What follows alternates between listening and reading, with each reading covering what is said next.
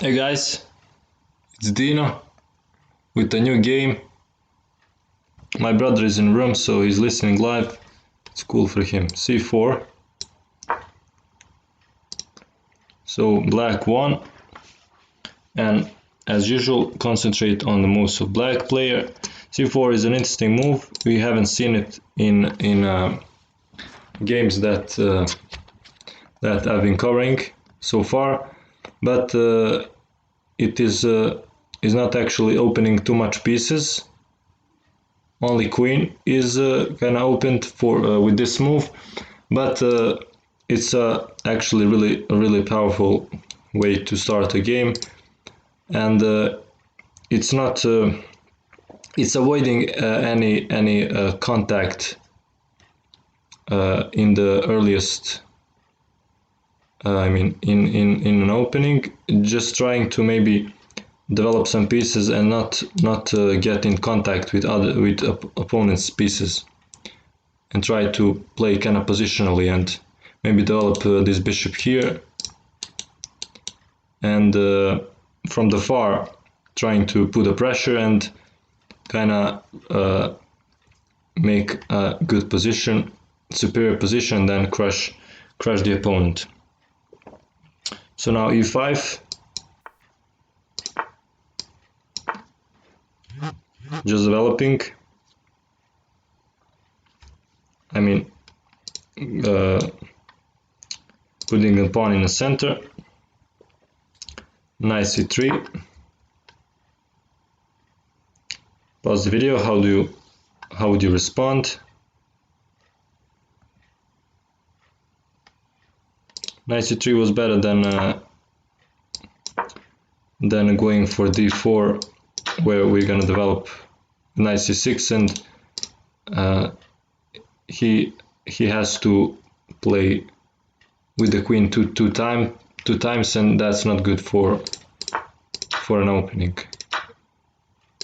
So instead, knight c3. You always look for moves that for pawn breaks in the center, and now you cannot do that, so that's why this move is good. It's not allowing that. So how would you proceed to try to fight from the center? Pause the video. It is knight f6. Of course, now you're threatening to push this pawn. g3. Obviously trying to put a bishop here and put a great pressure on this diagonal. Now what do? Pause video. It is of course d5. We have done what we threatened, and actually white didn't do anything to prevent that, so I'm not sure how he could prevent it. Maybe playing this move. I'm not sure. But anyways, g3, d5, and now takes, and of course we take with the knight. Now bishop g2, attacking this knight. And now pause the video. How do you respond? We play knight b5, knight b6.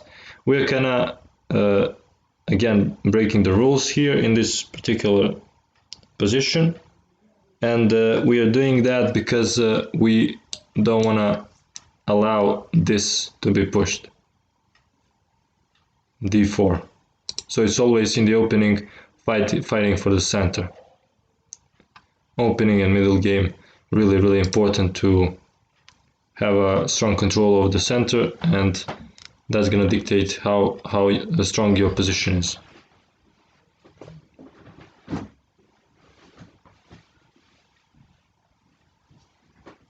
So with that said, knight f6, knight f3, attacking this pawn. And of course, how do you respond? Pause the video. By developing another piece and protecting the pawn. regular stuff so far. And now castle.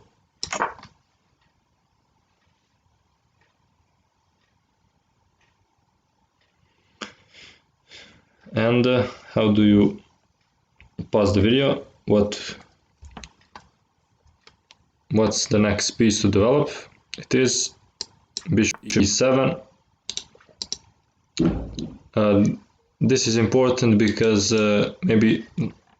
probably you're wondering why not develop maybe bishop here or here. It's important to understand why here, because here it's a close to the king, and it's a main defender of the king, since this knight from here has gone to the b6 square and it is not defending the king. And now with this move, this bishop is now a main defender of the castled king, and of course this bishop can go in offense if easily can go in offense if the situation dictates that. So now this opening this bishop, and pause the video, castle, and now bishop e3.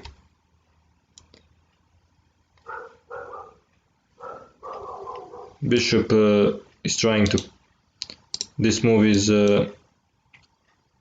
with the intention to try to push this pawn and I guess try to a little bit free up the space and to allow his pieces to kind of be more free.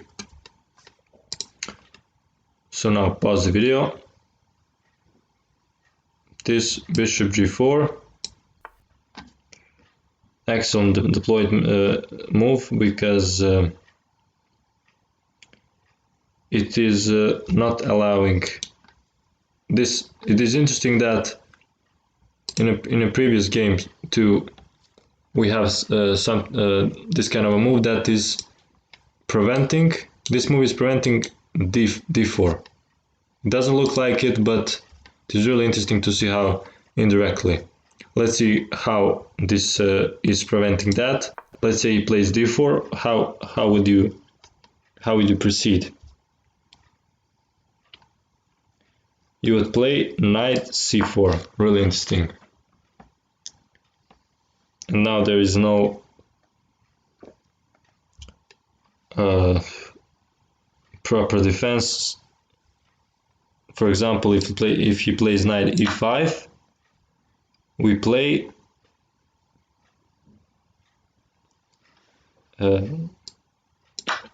we take with the knight, and then we take a bishop, and this looks pretty ridiculous, and his pawn structure is really bad, and we are gonna easily probably win these pawns, and yeah, that's gonna be easy win for us. So that's why you cannot play d4, and if he tries maybe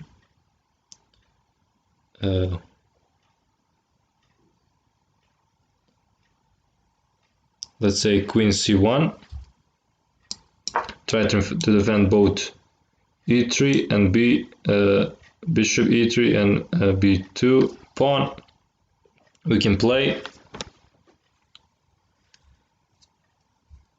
Pause the video. Knight 3,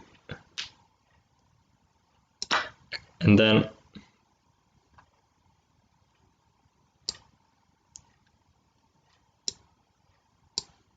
he takes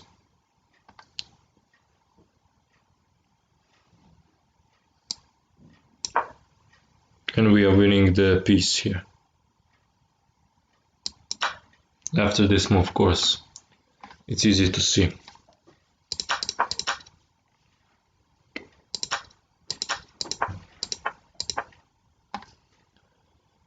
So that's why White tries to remove the pressure from that bishop by playing h3. And how do we respond? We play, pause the video, bishop h5, maintaining the pressure. Really important to maintain the pressure. And if he plays g4, of course, he is ruining his pawn structure on the king, and that is bad. Now queen rook c1. This is a good move, and because trying to putting the rook on a semi-open file.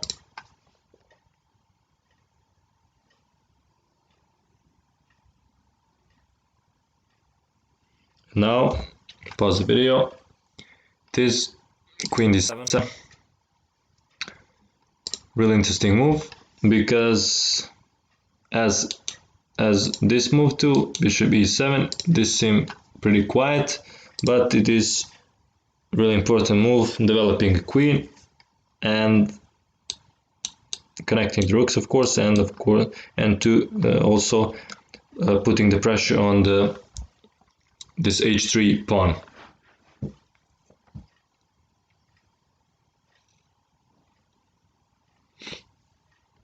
Now knight f4.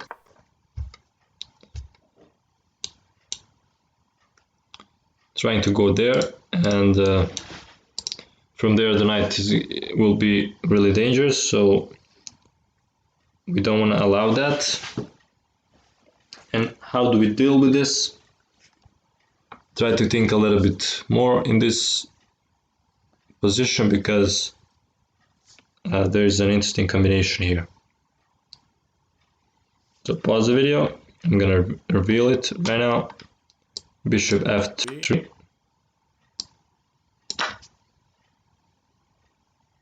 And now pause the video. We take the pawn.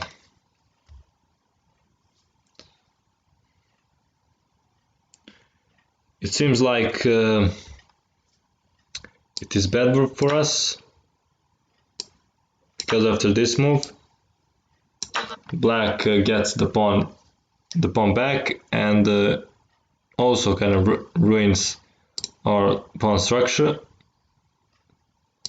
attacks this pawn, but we have other attacking chances, like pushing these pawns, maybe putting the rook here, and also our queen is pretty close to the king, and that's always dangerous. So you always have to wage advantages and disadvantages. Yes, we ruined a little bit our structure, but we have a potential attack here.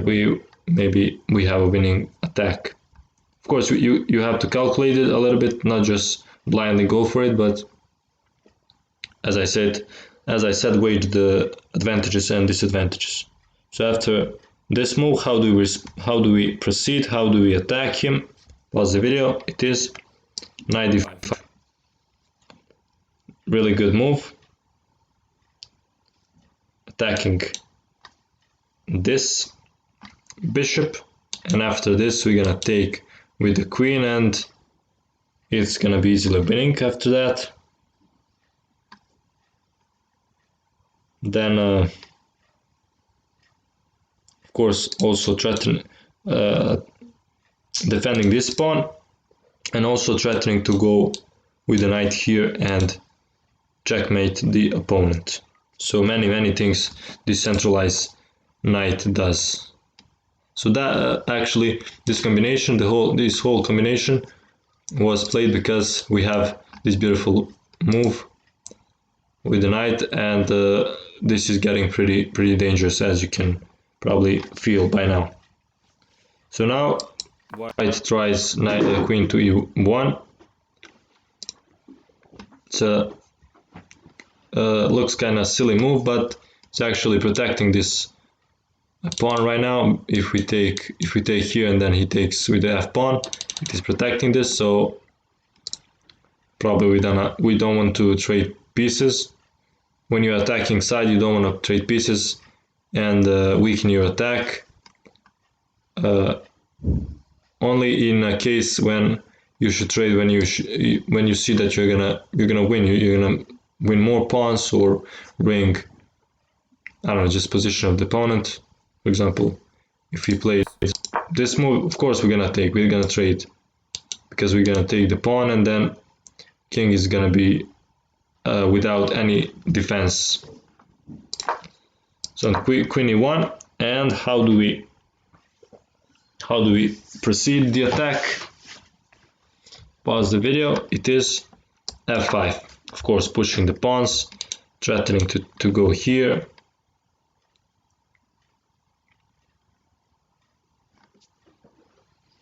Maybe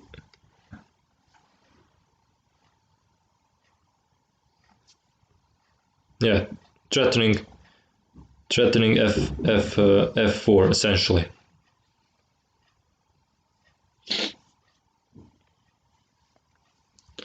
So now bishop c5, and how do we respond? Pause the video. It is f4. Really interesting move. When I was analyzing the game, I was thinking maybe I can play f4, but I'm not sure how to proceed after this move. But even I didn't see the combination. And the combination is after bishop e7, pause the video, f takes, of course, first that,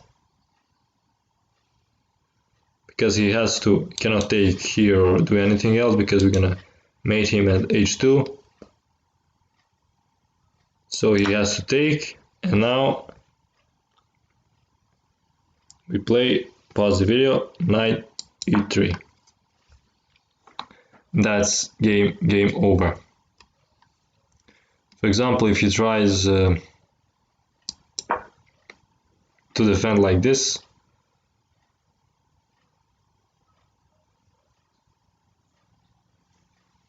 we're gonna play queen g3,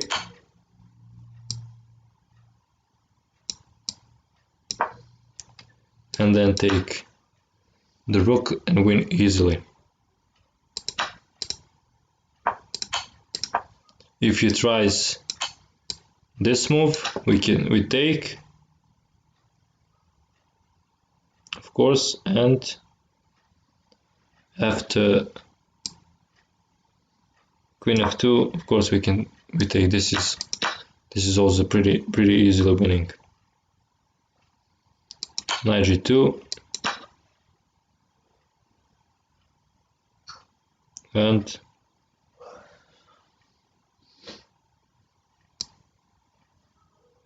we take the rook.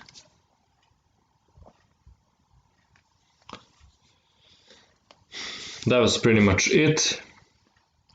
There were some combination that I didn't show because I was analyzing this game a few days ago, so I didn't remember them all, but key ideas have been presented, and if you want to see those combinations, you can look them up in the book Logical Chess. They are taken from that books. I would highly recommend it. And that would be it. Thanks for watching, like, subscribe, and see you in the next video.